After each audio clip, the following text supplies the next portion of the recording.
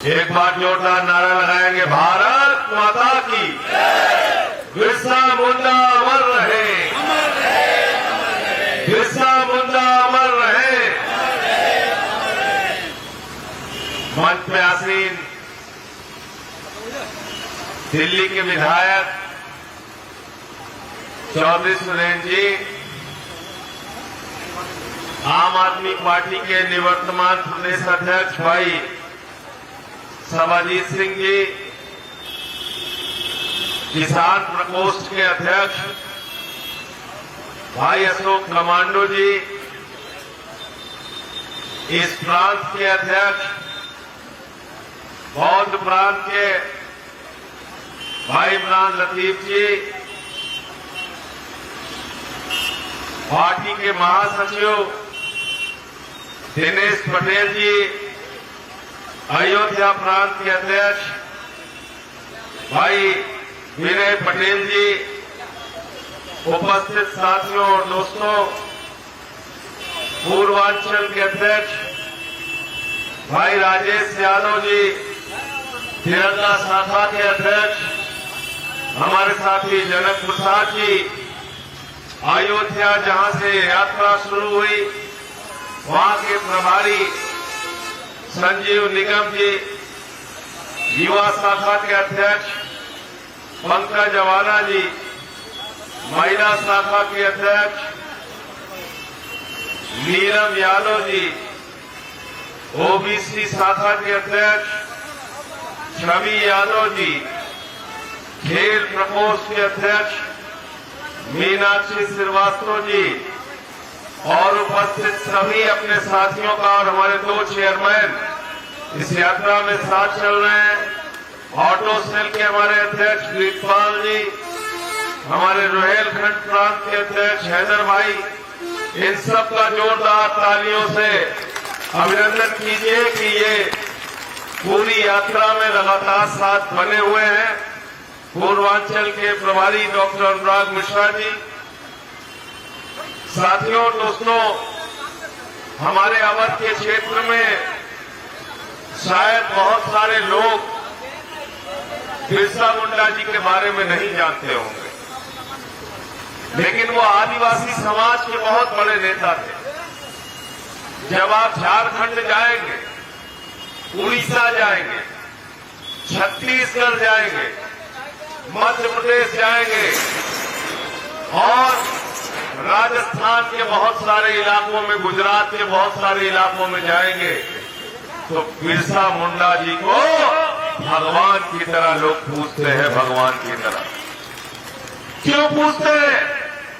क्योंकि 25 साल की अवस्था में अंग्रेजों से लड़ते हुए शहीद हो गए, अपना सर्वोच्च बलिदान इस देश के लिए दिया।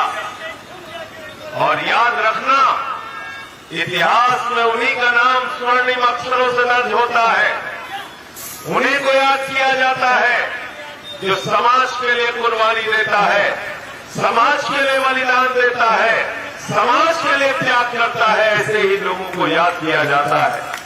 हमारे बीच में भारतीय किसान यूनियन के नेता अजय सिंह जी बैठे। किसानों की बहुत लंबी लड़ाई हुई, 1 साल तक सड़कों पर रहे, और जो मोदी जी की सरकार किसी के आगे नहीं झुकने का दम भरती थी, उसको झुकना भी पड़ा और तीनों काला कानून वापस लेना पड़ा। ये है आंदोलन की ताकत। मैं बधाई देना चाहता हूं जयप्रकाश जी को, जिन्होंने इस कार्यक्रम का आयोजन किया, और उसके साथ साथ आपका हौसला बढ़ाने के लिए हम तो चल रहे हैं इस यात्रा में। कई बार थक भी जाते हैं, रुक भी जाते हैं, ये सोचते हैं कि अगले दिन फिर कैसे चलेंगे, लेकिन जो माता जी आपके बीच में बैठी है, इनकी उम्र 95 वर्ष है। 95 वर्ष आपको आशीर्वाद देने के लिए आई है। जोरदार तालियां इनके लिए भी बजाइए। साथियों और दोस्तों, मैं आप सबसे एक ही बात कहना चाहता हूं। रोजगार के सवाल पर यह यात्रा है, सामाजिक अन्याय के खिलाफ ये यात्रा है। आज पूरा उत्तर प्रदेश बेरोजगारी की मार झेल रहा है। सिर्फ नौजवानों के सामने सरकारी नौकरी का संकट नहीं है, उनका तो पेपर लीक हो रहा है। सिपाही की भर्ती हो, पेपर लीक हो जाता है। लेखपाल की भर्ती हो, पेपर लीक हो जाता है। दरोगा की भर्ती हो, पेपर लीक हो जाता है। एसएससी का एग्जाम हो, पेपर लीक हो जाता है। पीसीएसए का एग्जाम हो, पेपर लीक हो जाता है। हाई स्कूल इंटर का भी पेपर लीक उत्तर प्रदेश में योगी जी की सरकार में हुआ। ये डबल इंजन की सरकार, ये खटारा सरकार बन गई है। इसके खिलाफ हम सबको मिलकर आवाज उठानी पड़ेगी, आवाज लगानी पड़ेगी। मैं आज इस अवसर पर बिरसा मुंडा जी को और अपने तमाम क्रांतिकारियों को हृदय की गहराइयों से बधाई देना चाहता हूं, शुभकामनाएं देना चाहता हूं कि उन्होंने इस देश के लिए अपना सर्वोच्च बलिदान दिया। अपने उन क्रांतिकारियों को याद करके अपने मन में ये भाव पैदा करना चाहता हूं कि अगर हम उनके रास्ते पर 2 कदम भी चल पाए तो ये हमारे लिए बहुत बड़ी उपलब्धि होगी। और आज हम लोग रोजगार और सामाजिक अन्याय के खिलाफ, रोजगार के सवाल पर और सामाजिक अन्याय के खिलाफ ये यात्रा लेके निकले हैं। ये यात्रा 13 दिन चलेगी। 12 तारीख से प्रारंभ हुई है, 24 तारीख को इसका समापन है। सरयू से लेकर संगम तक यात्रा चलेगी। तो इस पूरी यात्रा के दौरान आप सबसे आह्वान करता हूं, अपील करता हूं, आइए इस यात्रा का हिस्सा बनिए।